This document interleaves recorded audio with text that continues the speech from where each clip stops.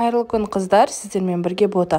Мен бүгін сіздерге құс ұясы деп аталатын салатты жасауды үйретемін. Гнездо глухаря деп те аталады орысша атауы. Бұл салат қонақ келген кезде ең желімді, ең дәмді салаттардың бірі. Міндетті түрде жасап көріңіздер. Видеоны соңына дейін қарап, менің каналыма тіркеліп қойыңыздар.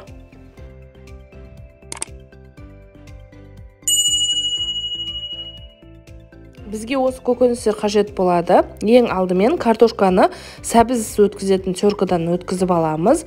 Картошкамыз осындай ұзынша, осындай жіңішкелікте болады.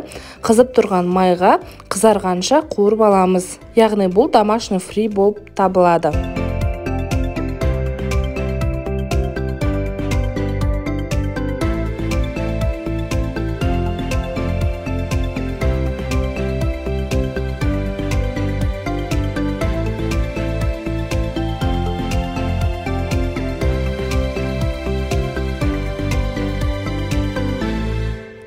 Одан кейін қиярымызды да осындай теркадан өткізіп аламыз. Егер теркаңыз болмайтын болса, қырғыш болмаса, майдалап соломка қылып турауыңызға да болады.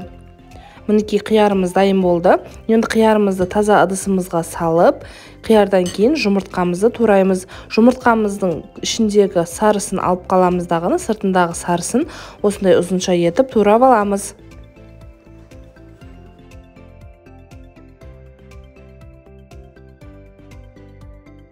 Қиярдан кейін қызанақты, яғни помидорды да осындай соломка етіп турап, жаңағы заттарымыздың үстіне саламыз.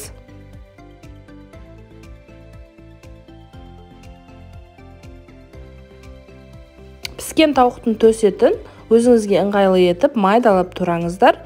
Мен осылай тоже бұнтта соломка сияқты ұзын-ұзын қылып турап шықтым. Өзіңізге қалай ыңғайлы, солай турасаңыздар болады.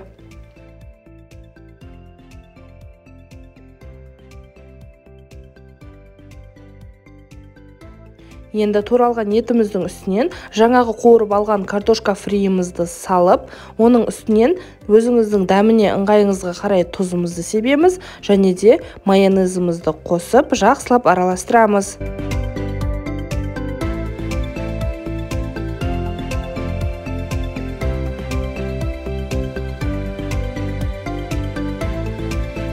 Мінекей біздің салатымыз дайын. Енді өзімізге ұнайтын тарелкаға салып, қонақтың алдына ұялмай тартуыңызға болады. Себебі кез келген қонақ сүйсініп жейтін ең керемет салаттардың бірі болады. Астарыңыз дәмді болсын, міндетті түрде жасап көріңіздер. Ең керемет салатымыз біздің.